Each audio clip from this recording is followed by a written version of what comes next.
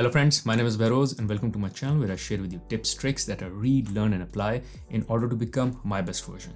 Now in this video, I will share with you a recorded coaching session that I had with one of my followers. This particular follower was helpful enough to allow me to record this session, so this can benefit all other followers that I have who are interested in this topic. The session was about reflecting on the hiring process, primarily the interview process that this particular individual went through. However, unfortunately was not able to clear for this particular process with which he had high expectations. So in this coaching session, I try to navigate him through this unfortunate situation that he is in based on how he went through the process, the responses he gave in the interview, how he can improve on them and do a better job next time when he appears for either the same interview or maybe an interview in a different organization. Now, without further ado, let me share with you that recorded session. This is my thing of where I say I try to create time. And how I create time is I am here for my kids' weekend school, and I have to drive them. And it's like a 45-minute drive from my place. Oh. And so the reason is one is I can just go back home, drive another 45 minutes. And the other is I just use this time productively. So this thing that I'm doing now is like my passion point. I love connecting with, I love teaching. And maybe when people ask me, what is that you would like to do eventually long term, I think I would like to become a teacher. So anyways, the meeting is not about me, but since you asked the question, I'm passionate about teaching, mentoring, coaching. So I make use of these dead times where I'm kind of, I'm busy, but my brain is not busy and I can make use of that time. So if I wasn't talking to you, I would be editing one of my videos. Oh, nice. Or I also bring my Kindle with me. So I may be reading a book or something. So I try to keep myself, like people say, I don't have time for this. And how do you make time? And I say, this is how I make time. I just make sure that any gap I find in my day, I kind of try to use it. So yeah, just to answer your question. No, that's good because when I was actually preparing for thing, I was going through your videos and I was really motivated to see like how you being too much experienced in the industry, how can you devote too much time for educating students or the newcomers. So it's really glad that you came for the call. So no, as I said, I love doing this. So thanks for giving me the opportunity to have this connect and giving me the opportunity to share my little wisdom I have, and which I would be glad if it's helpful. So yeah, absolutely. Thank you. Yeah, so I'll just come directly to the agenda because I'll Cool. not waste your time. So probably, Bahroz, as you know, like we have been talking on LinkedIn and I was going through that.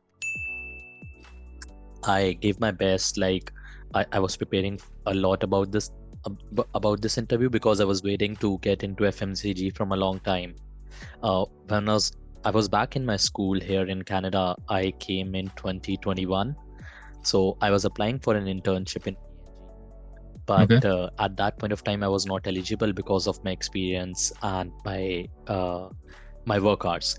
So then gradually when I moved towards my career, I got a good job in group as a programmatic coordinator. Then directly from a recruiter contacted me on LinkedIn and asked me that you are suitable for this position.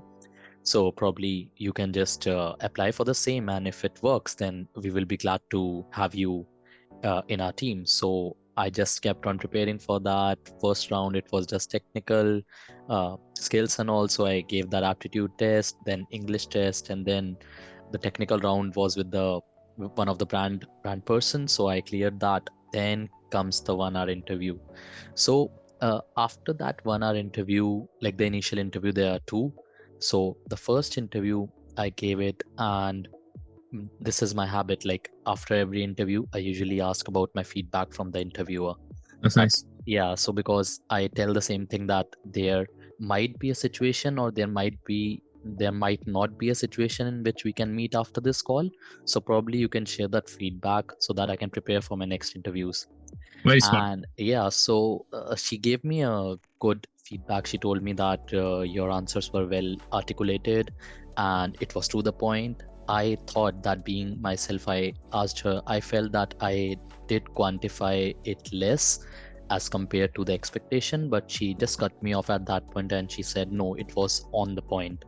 And since it was before the long break in December, so she told me, Shivankar, you can wait for a few days. Our team will get back to you and will share the details about the next round. Then suddenly I received that unfortunate email and I was really disheartened. What exactly went wrong? Yeah. I followed up with the HR, but yeah, they are not willing to provide the individual feedback. Yeah. So yeah, that is what the whole story led me to talking to you, because you have a great experience in that industry. So yeah. So first of all, thanks for sharing the story. Second is I think you approached it well as well, which is the questions you asked towards the end. I think they're smart. Third, I'm sorry to hear that it didn't work out. Man, at times it's not just about you, right? There is this circle of influence and circle of concern. Like there's so much you can do at the end, but then you'll have to let some of it to the destiny as well. And maybe that's where it is. So I'll open up for what questions you have on this, and I'll try to answer your questions. But let me say, I usually tell people or ask people, if they go back in their life, would they want to change anything? And usually I ask this question when something bad has happened, either to me or to someone, and they're not happy. And except for maybe buying when Apple share was $20, I don't think I would change anything in my life. And the reason is because I am what I am today because of those mishaps and misfortunes that happened, that looked like misfortunes or mishaps in that time. And probably anything that I'm saying now is like you're going like, maybe you're taking 10% of it and the other is like, okay, this is like usual crap. But I'm telling you, this is true, because I've had a lot of misfortunes, but now I look back and I go like, yes, I'm glad that happened. Because of that, I took a choice, or something else came up. Otherwise, I would have been stuck there. So the only thing I would say that I would like to change in my life is tell my younger self that chill out. Everything will be just fine, and you will end up just fine. I would just give you that as advice as well, which is, it may seem the end of the world now, but just chill out. I can tell you something better is in for you. And when you look back 5 years from now, you'll go like, oh, I'm so glad it didn't happen, because I ended up going to this company where I took this rise and I did this. And today what I am is because that great thing didn't happen. So as I said, maybe not everything you'll just absorb now on what I'm saying, because you are in the moment, I'm not, and I'm just as an external person advising. But I hope you register this and try to make use of this at some point in time. Anyways, I'll open up for any questions you have that I can help with. Yeah, so probably I was thinking, Bahroz, if that G has 1 year policy, you can't apply for that. I'm not now pretty much stubborn that I'll get into G, I'll show them how I am. No, that's not the motive. But I want to learn from you how I can prepare for these big brands, because I will be completing my 1 year with this August. So that will be 1 year. Before that, I wasn't planning to switch the company, but somewhat the opportunity came directly to me, and it was first time in my life that a big company like texted me on LinkedIn and asked me to get apply for the same. So it wasn't planned at all. I didn't reach out to people, I didn't apply, so it was directly from them. But I want to prepare myself for the future. I will take this as a great opportunity for me, as you said, to strengthen myself, and so that I can just appear for bigger companies with a better myself. So that is what my motive is. Makes sense. So first of all, I don't think there is anything harm in saying I'll try for it again. Inge is a great company. I know people who got in the first time, and I know people who took 2 to 3 years to come into eventually, and which is fine. So there's nothing wrong or harmful in saying I will try again. This is perfectly fine. But other than that, coming to the other point, I think you're looking for general help in terms of just changing jobs or changing careers overall.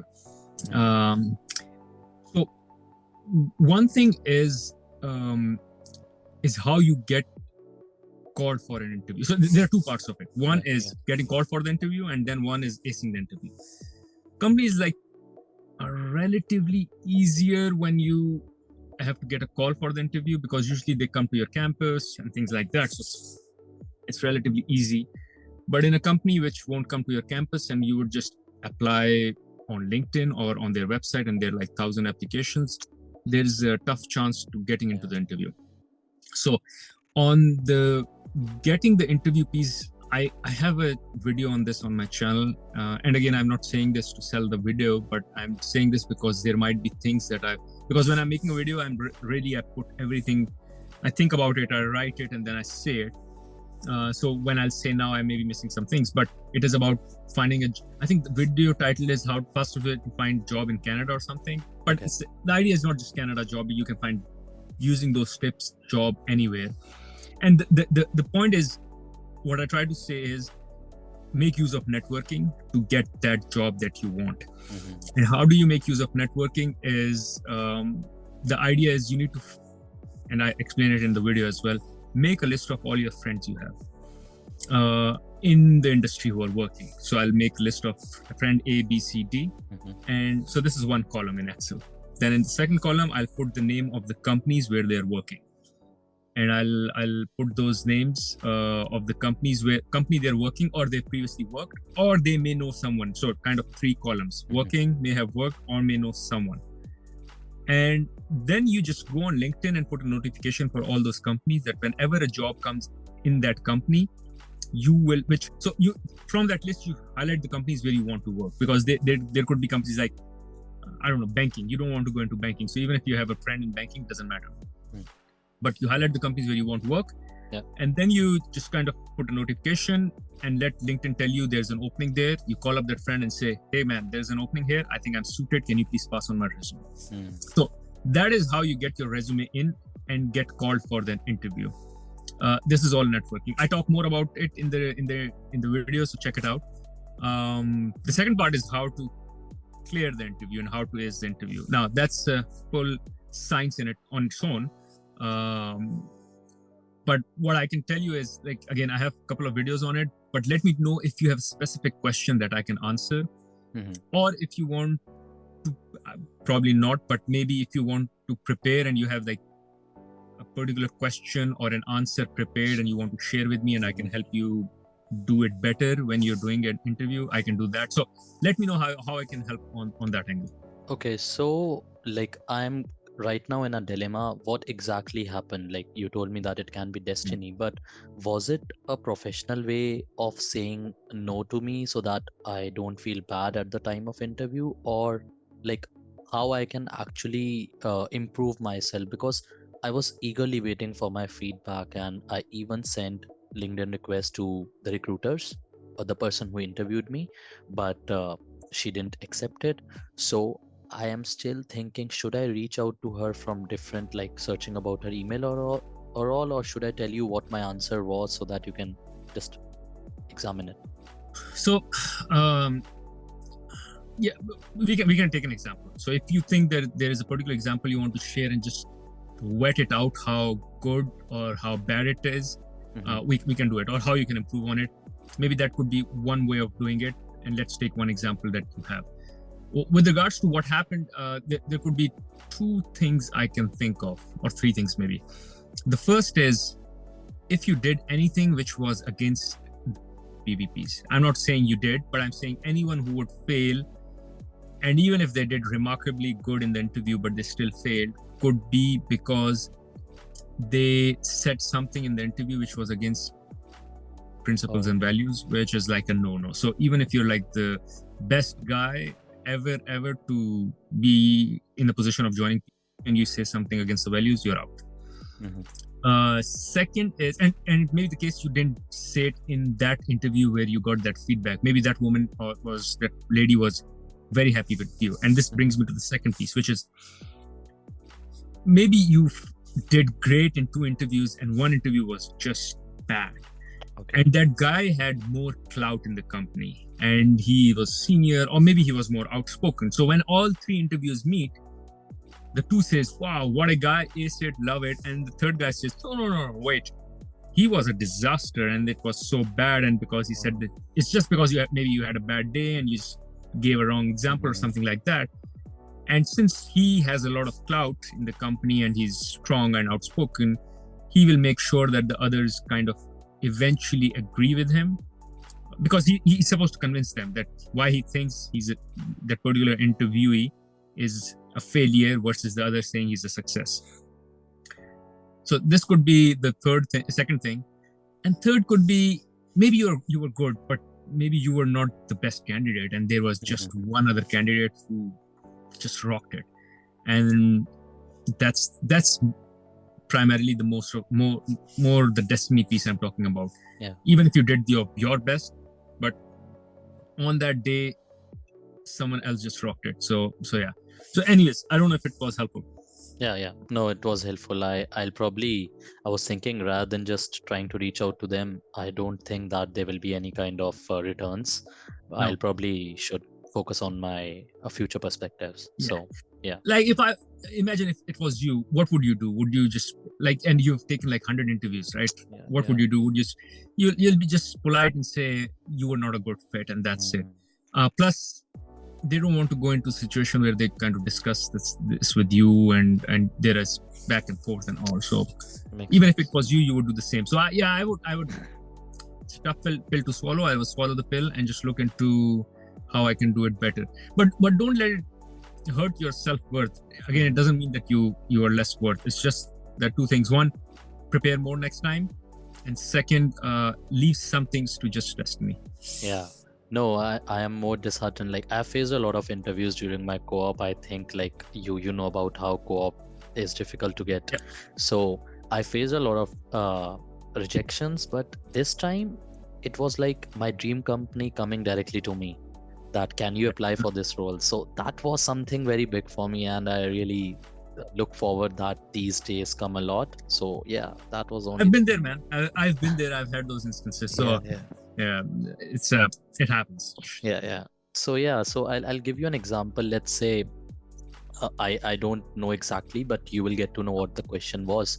So it was basically, tell me an instance in which you executed something, you looked at the actions, and then you changed the results. Okay. Yeah.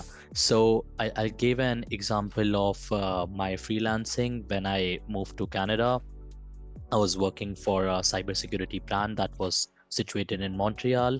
So I started working on a YouTube campaign. Basically, I would say that it's a cybersecurity firm. So they look out for opportunities that can help people or save people from getting hacked.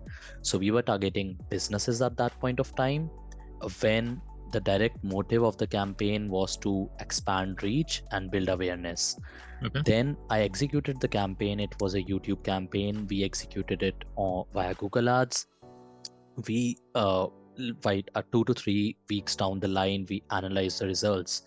We were able to see that we are not able to meet that much target audience as compared to the forecast that we built before launching the campaign. So at that point of time, me being a digital marketer, I got my hands into what exactly could happen wrong and how I can improve it. So I pretty much looked at the Google Analytics part of it. I looked at the user flow, how my target audience is reacting to the ad. So I looked out the user flow, how they're moving towards the end goal, but I saw in between there was a cut from the direct flow. That means I could see that there was a lot of bounce rate from a specific landing page that was just before my checkout page. So I analyzed it. I talked to Google representatives to get some concrete examples so that I can present the same to the management. And yes, I prepared a report. I showed the same to my supervisor and told him that this is the landing page where we are getting maximum bounce rate. That is because we have 2 call to actions, that is got hacked. So the user is clicking on the got hacked page, because let's say I'll give you an example. You are getting hacked. You click on my ad because you want to get yourself saved. You'll, being a normal human psyche, you will click on yes, I am hacked, and I'll click on that. But that is not my call to action. My call to action at that particular page is to buy my service. That was buy my service / cybersecurity enhancement. So that was the leakage that I got. Then we changed our landing page. We talked to the website guys. We changed our landing page. And after 2 to 3 weeks of executing the modified campaign, we were able to see that we are able to receive ROAS of more than 50% as compared to our previous campaign that was launched. So that is what I learned from my results. I analyzed the statistics. I executed that. So yeah, this was the example that I told them. No, this is a great example. I like. So, one, this example is good because there is clear issue resolution and then result. Second is you said it in a very storytelling way as well, which was nice. You brought me in the example as well, which is just like as if you would click here and there, and this was nice. I think the one addition I would make, and this is something that I'm not perfect at it either. Probably you won't be either, but you need to try more and more. Yes. See, at the end of the day, what is the interviewer doing? He's trying to take notes. And he's trying to take notes because he will take notes to remember them when he has to make the decision later. Okay. Usually he's not the only guy who's making the decision, so he can't make the decision on the day of the interview. So he'll have to take notes, go back, connect with other people, and open the notes again and go like, okay, this is what the guy was telling me, and I think he's good. So you need to make that note taking very easy for them. Okay. Now, if I tell you a story of, if I tell you about an issue and a story in the way you said it, or the way I would say it, without, let's say, pauses or without paragraphs, it would be difficult to know for the person where and what exactly in the entire thing that you're talking about he has to write down, because he won't write everything down that you say. Correct. He will pick okay, this is a nice point, that there was a cut, and you made an emphasis as well, there was a cut in the flow, and he'll say, okay, there was a cut in the flow. Then what did you do? You analyzed and you checked with Google team as well. So he partnered externally and got information externally. Third, he presented to his own management. So I'm writing all this down. How about you make all of this very easy for me? Which is, you say, there were actually 3 issues. Issue number 1, the people were dropping. Issue number 2, ROAS was very low. Issue number 3, now suddenly you made my life easy because I can take those notes 1, 2, 3. Then you go like, I did 2 things to solve it. Okay, now I'm waiting for those 2 things to come. So I'll go like 1 and 2, and I'll wait to write something in front of 1. So make it so easy for the guy that he goes like, it was so clear and easy talking to this person versus him trying to pick out stuff what is relevant in what you're saying. So my one advice, think and talk in bullets. Now, why I say I struggle at times is because if it's a question for which you've already prepared, so this example you've already prepared. So when he's asked you this question, you'll give the example and you already have memorized, you'll have to say 3 things. What if he asks you a question for which you've not prepared already? And you have to think now. Now you're thinking, and you're also kind of making up the example as you're thinking, because we tend to slightly exaggerate, and we should exaggerate and slightly massage the example as well, putting ourselves as the hero and the lead and everything. When you're all doing all that, you don't know exactly whether you have to say those 2, are there 2 points or 3 points? But what I do is when I'm giving an interview, I go like, number 1, number 2. So I don't know whether I have 3 or 4 points to say, and then I go like, and by the way, there's number 3. And then I say, yeah, that's it. And then even if I remember another 4th one, I go like, and just 1 more, which is number 4. But at least I made it very easy for him to still write it down. So yeah, I sorry for the long answer, but maybe this was helpful. No, this was really helpful because now I think that, like, being on the opposite side, when you were telling me the examples, I was able to relate. Yet yes, I'm waiting for the second example, third example, and so on. So yeah, it's easy to write up, and I think that is what interviewers do. They just take the feedback and then show the same to their team. So yeah, that make sense. So another example was like she asked me, tell me a situation, Shivankar, in which you collaborated with the team Okay. and you made the process more efficient as compared to the previous managers or previous management, and how did you convince the team to execute your plan? Lovely. Okay. Yeah. So I'll try to like frame this according to what you said. So yeah, there were few problems that were pertaining to the team that we were working with. So I was the digital strategy executive at the company, and it was my previous company back in my home country. So when I was actually taking parts in the meetings, I was able to see that all the teams used to bring their laptops, their teams, and their presentations, and used to just keep on changing the slides and show their dashboard. So this was the first problem, that every team used to bring their own dashboards. The second problem was that new team members were joining the company and they were not able to relate what exactly is happening because a lot of chaotic things were happening inside the presentation room. They were just, sometimes the data was not accurate, sometimes the file don't open. So second issue was this that I could able to see. The third issue that I was able to see was, once all the presentations are over, the CEO or the strategy head has to look out from the previous shown dashboards or the data and then was able to give a conclusive answer that yes, this is what the point was left behind. So I think that it is a waste of time of both our senior executives and our team as well to prepare for these meetings and to also summarize the whole meeting in a nutshell. So I, being a very new or a fresh blood, I would say, in the company, I was eager to know more about the bits and pieces and how I can make the data more, or you can say the process more efficient. So I started talking to different teams. I talked to the HR team, I talked to the production team, I talked to the content team, I talked to the sales team, and I talked to the social media team. And then I was able to summarize the whole thing into a picturized dashboard in front of my mind. Like, let's say our objective was to target students and to bring them on our application. So all the teams are working on the same, because the end result is to get the student on board.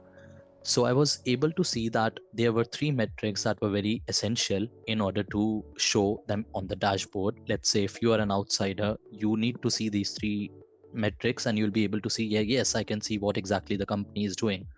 First is the number of students enrolled. Second is the number of students approached, that is the total reach. And third is the cost of acquisition, that is cost per person, cost per student. So I created a dashboard. I created the dashboard on a Google Sheet because I felt that it's very easy to extract information from different Google Sheets and show them on a live dashboard, so that even our senior executives, rather than calling a meeting, can see that on a real-time basis. So my objective was to cut the meetings because it was 2 to 3 hours long meeting and it wasted a lot of time. So I thought, why not just make a dashboard so that he can comment on the same and the comments can reach directly to the teams that are working for the same. So I took help of my seniors because I was very new. So I created a dashboard. I presented the dashboard to my executive. There were few things that they gave their inputs on. I was open to ideas and I was open to more metrics, so I included that. And yes, I can say that after 3 to 4 months of the struggle, I was able to give them a live dashboard with the support of my team, obviously, because this is not a one person task. I took the help of my entire team and were able to get into a conclusive dashboard which has all the summaries, all the subsets, and all the contributions of the teams that were working to fulfill it. Cool. So, yeah. Great example. You started very well with those bullets, made it very easy for me. I can kind of even remember a few of them, even though I didn't take any notes. But first one was everyone had different dashboards. There was one around management trying to figure out what the summary is versus someone providing the summary. And there was this third one as well. But even me, without taking any notes, if I can remember two, this is this is amazing. But then actions, you didn't do the bullets in the action. So I had to figure out exactly kind of which piece is important for me to take a note and say, there you did something. So just reiterating what I said before. Second piece, make sure, which you did, by the way, but I'm just reiterating, explain the process behind the action you took. Okay. So whatever intervention you did, the process is the way you said it. I connected with the key stakeholders. And then I connected with them and I asked them or understood from them two things or one thing or whatever things. And explained to me what the way they're doing it today, how they can improve it tomorrow. So I connected with them. Then I analyzed all the inputs that came and I picked up the ones which were frequently occurring inputs from everyone. And I filtered them down because you said you're new, right? So it's not like I came and I was like, this is the best idea. Let's do it this way. You can't just do it this way. And this is not what they're looking for. They're not looking for you to be a savior. They're looking for you to know they're looking for them to know if you know how to manage the process, because maybe today you know how to manage this one because you have past experience, but maybe what if tomorrow you have a fresh example, a fresh situation in front of you? What is the process you will follow? The process is you connect with the key stakeholders, you collect data, you analyze data, you analyze the information, you select the most relevant, most occurring information, and basis that you create your recommendation. Then you take your recommendation and get a buy-in. So you get a buy-in from the management. When the management checks it off, then you go and get a buy-in from the same team again, and they check it off again. And everyone agrees because this is now data-based. It is, you're not creating anything from the sky, and you aligned everyone. You took inputs from the experts because you're not the expert. And then you implemented this, you gave it, and then you collected feedback. So you implemented, after a week or two, you collected feedback, and suddenly the results were amazing. So make sure you talk about the process as well, because the process is more important.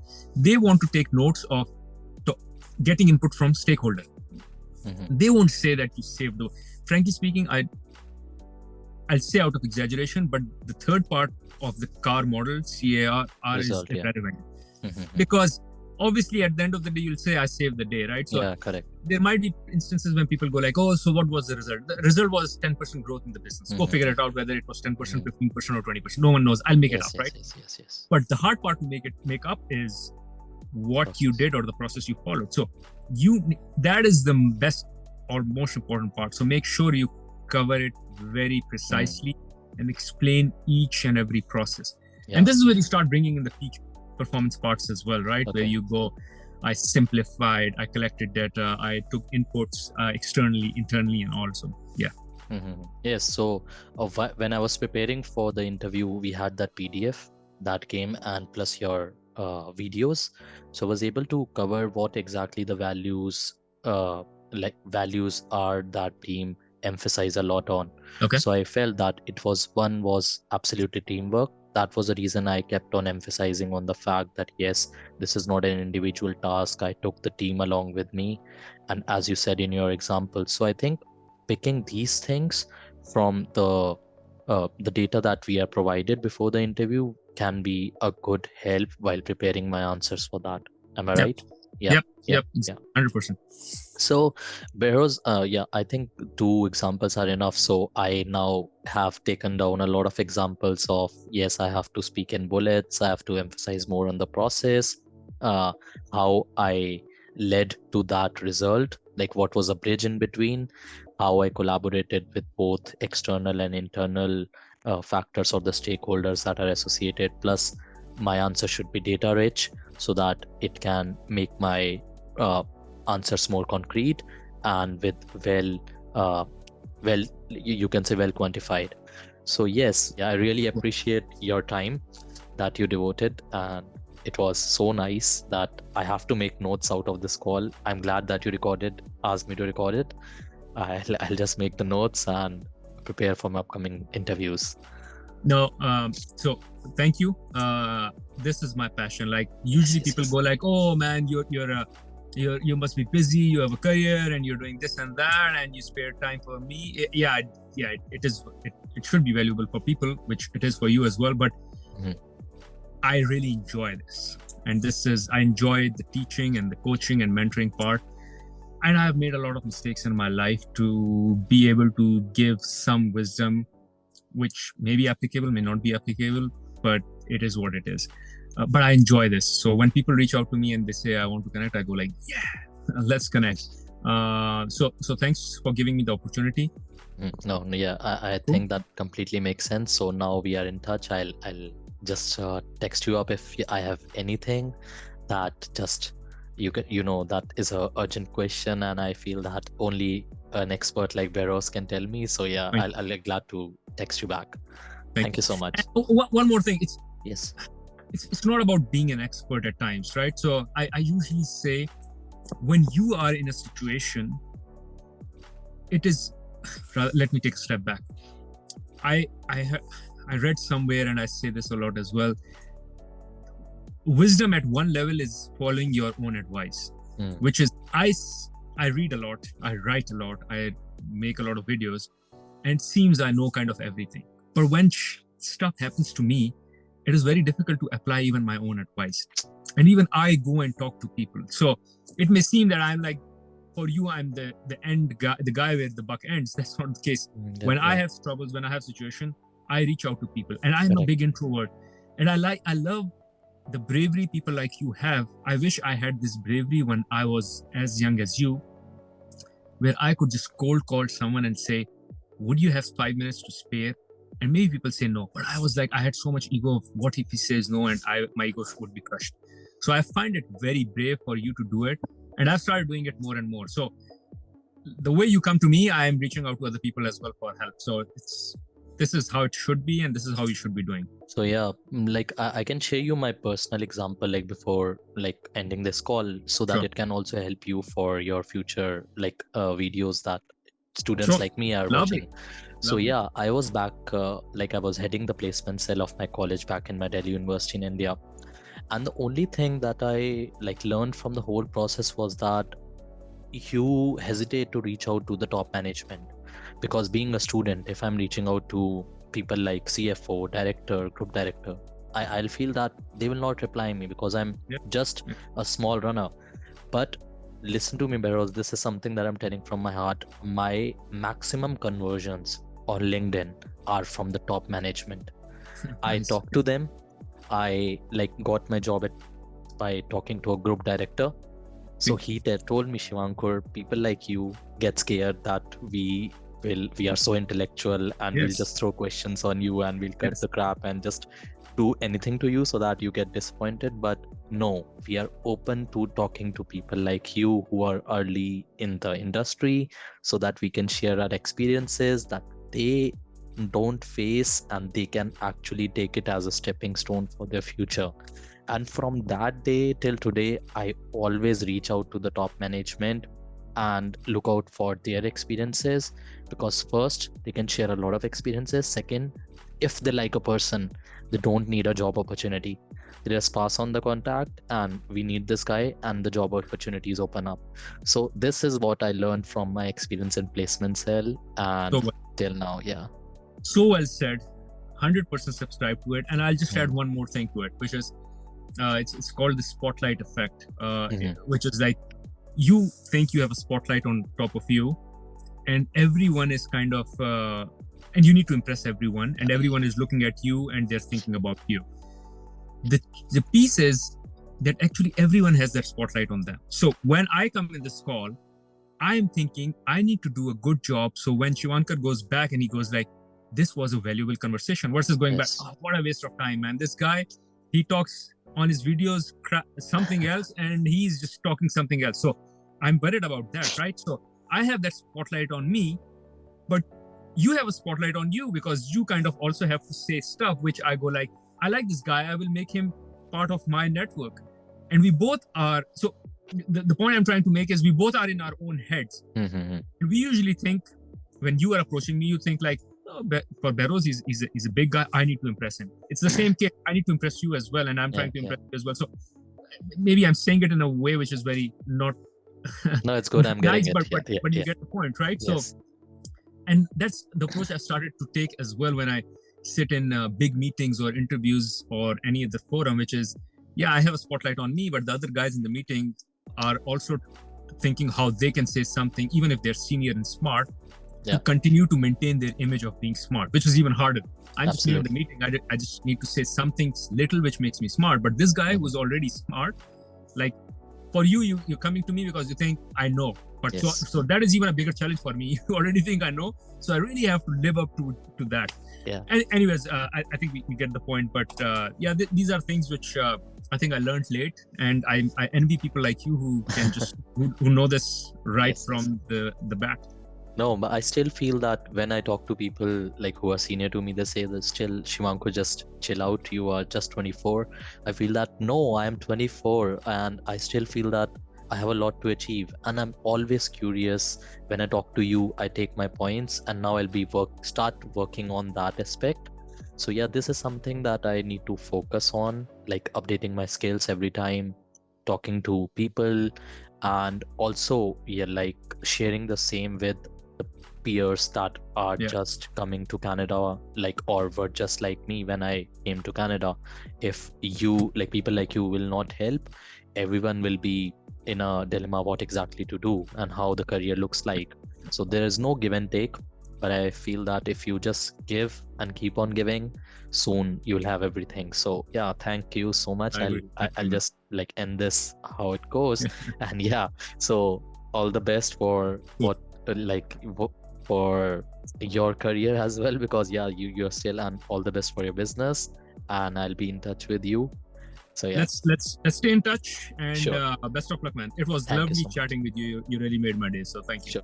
Thank you for watching this video. Hopefully this video was able to answer some of the questions that you might have when you were in a similar situation, or if ever you end up in a similar situation. Thank you for watching.